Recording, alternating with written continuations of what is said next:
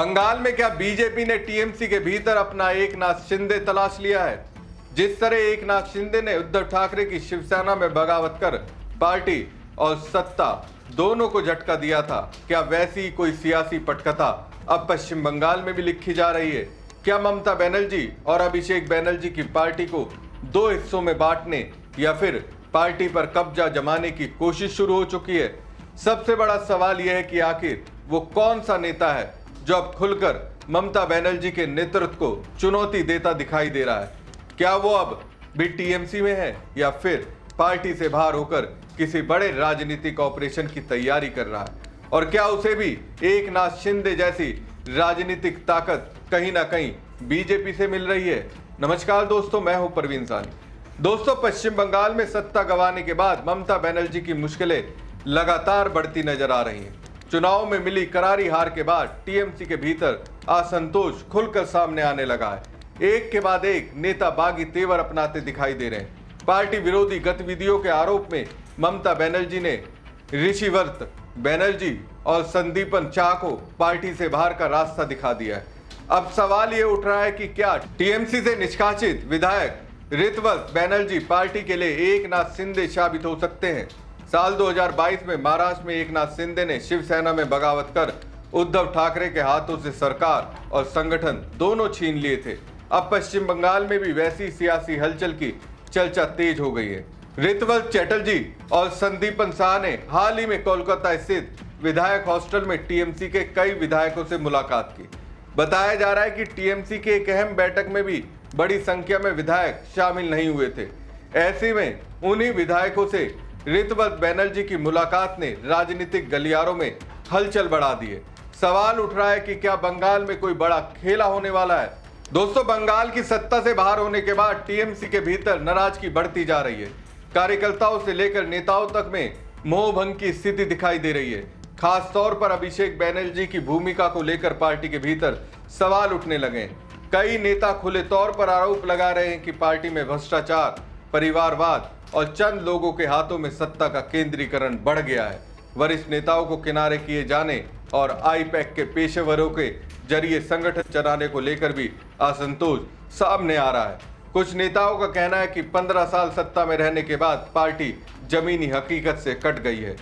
Cut money और syndicate संस्कृति के आरोप भी लगाए जा रहे हैं। पार्टी के भीतर जवाबदेही और आत्ममंथन की मांग उठ रही है, लेकिन नेतृत्व इस पर तैयार नहीं दिख रहा है। दोस्तों, सोचिए अगर ममता बनर्जी के पास सत्ता होती तो क्या ये नेता इस स्तर पर जाकर बगावत करते? यानी दिख रहा है, जब इन नेताओं को लगा कि राजनीति के सागर में टीएमसी अभी फंसी हुई है, तो ऐसे में खुद को बचाने के लिए जो बीजेपी चाहती है वैसा ये नेता कर रहे हैं और इसे सुनियोजित तरीके से फैलाया जा रहा है कि जमीनी स्तर पर ममता बनर्जी और अभिषेक बनर्जी का विरोध हो रहा है।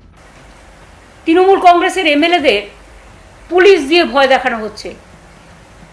লোকাল আইসি এবং এসপিরা ফোন করে বলছেন এবং বাড়িতে পুলিশ পাঠিয়ে রাখছেন যাতে তারা বেরোতে না পারে, এবং তাদের পরিষ্কার বলা হচ্ছে দল ভাঙুন, অমুক লোকের সাথে গিয়ে যোগাযোগ করুন। প্রথম ফোনটা পুলিশ করছে, দ্বিতীয় ফোনটা বিজেপির অফিস থেকে যাচ্ছে, কোনো না কোনো অফিস থেকে। এটা গণতন্ত্রের নমুনা? এক তো লুট করে আপনারা ভোটে জিতেছেন, ঠিক আছে, আপনারা কাজ করুন। সেটা না করে অকাজ কেন করছেন, কুকাজ কেন করছেন? दरअसल दोस्तों, ममता बनर्जी ने रविवार को पार्टी विधायकों की एक अहम बैठक बुलाई थी, लेकिन बताया जा रहा है कि उसमें अपेक्षा से काफी कम विधायक पहुंचे। इससे पहले भी कई स्थानीय निकायों के पार्षद इस्तीफा दे चुके हैं। कई नेताओं के बीजेपी के संपर्क में होने की चर्चाएं भी राजनीतिक गलियारों में चल रही है। इसी बीच टीएमसी से निष्कासित ऋतवत बनर्जी और संदीपन शाह ने अभिषेक बनर्जी के खिलाफ खुला मोर्चा खोल दिया है। पार्टी से निकाले जाने के बाद दोनों नेताओं की सक्रियता और बढ़ गई है। ऋतवत बनर्जी की कई विधायकों से हुई मुलाकातों ने ये अटकलें तेज कर दी है कि पार्टी के भीतर कोई नया शक्ति केंद्र उभर सकता है। विधायक हॉस्टल में ऋतवत बनर्जी से मिलने वालों में पश्चिम मिदनापुर की एक महिला विधायक भी शामिल थी। हालांकि ऋतवत समर्थक नेताओं का कहना है कि उनका मकसद पार्टी तोड़ना नहीं, बल्कि टीएमसी के भीतर रहकर बदलाव की मांग करना है। लेकिन जिस तरह निष्कासित विधायक लगातार सक्रिय हैं, और अभिषेक बैनर्जी पर पार्टी को हाईजैक करने का आरोप लगा रहे हैं, उससे साफ है कि टीएमसी के भीतर कुछ ना कुछ राजनीतिक खिचड़ी जरूर पक रही है। ये स्थिति ममता बनर्जी के लिए सियासी चिंता का कारण बनती जा रही है। ऋतवंश बनर्जी ने अभिषेक बनर्जी के नेतृत्व को सीधे तौर पर चुनौती दी है। पार्टी के भीतर आईपैक की भूमिका और निर्णय प्रक्रिया को लेकर भी सवाल उठाए जा रहे हैं। दूसरी तरफ टीएमसी नेता कुणाल घोष ने आरोप लगाया कि निष्कासित विधायक पार्टी को तोड़ने की साजिश कर रहे हैं और कुछ विधायकों के साथ गुप्त बैठकें कर रहे हैं। दोस्तों, टीएमसी के कई नेताओं को डर है कि यदि पार्टी की वर्तमान स्थिति बनी रही तो उनका राजनीतिक भविष्य भी खतरे में पड़ सकता है। यही वजह है कि कुछ नेता खुलकर सवाल उठा रहे हैं और कुछ दूरी बनाते दिखाई दे रहे हैं। अगर पार्टी के भीतर असंतोष इसी तरह बढ़ता रहा तो टीएमसी के सामने बड़ा संगठन के स्तर पर संकट खड़ा हो सकता है।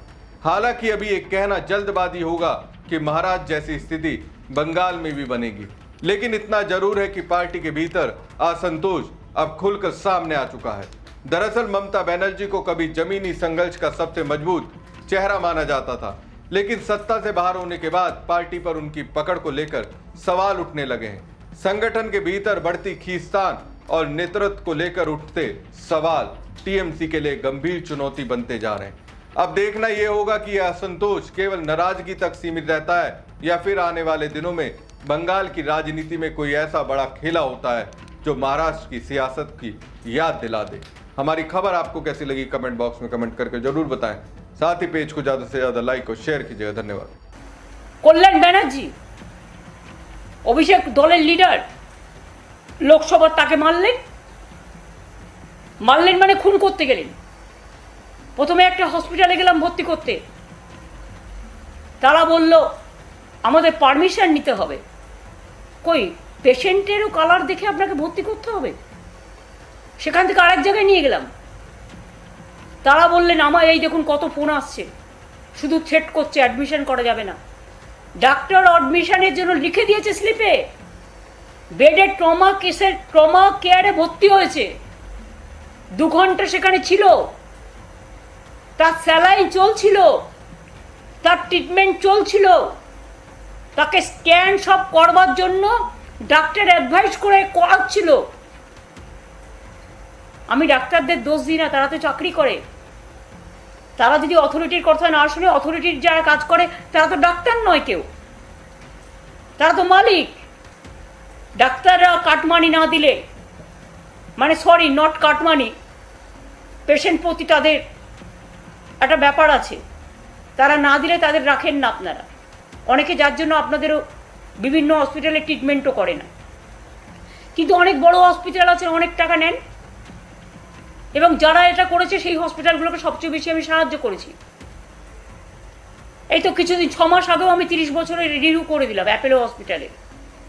আর বেলভিউ হসপিটাল রোজ আমার পায়ে ধরতেন একটা অ্যাপয়েন্টমেন্টের জন্য। আপনাদের সাথে গন্ডগোল ছিল বিড়লাল লোধাদের, রোজ আমার কাছে আসতেন আমাদের সাহায্য করুন। আমাদের মেয়র আপনাদের বিল্ডিং করা থেকে শুরু করে সব ব্যাপারে করে দিয়েছে, হেল্প করেছে। আমাকে ডেরেক ওব্রায়েন বলছে, ওর বউ ডাক্তার নিজে, আমাকে ডেরেক ওব্রায়েন বলছে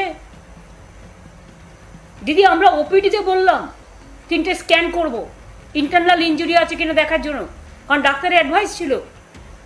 কোনো ওপিডি ভয় নিচ্ছে না, তার মানে মানুষ খেতে পাবে না, মানুষ চিকিৎসা পাবে না।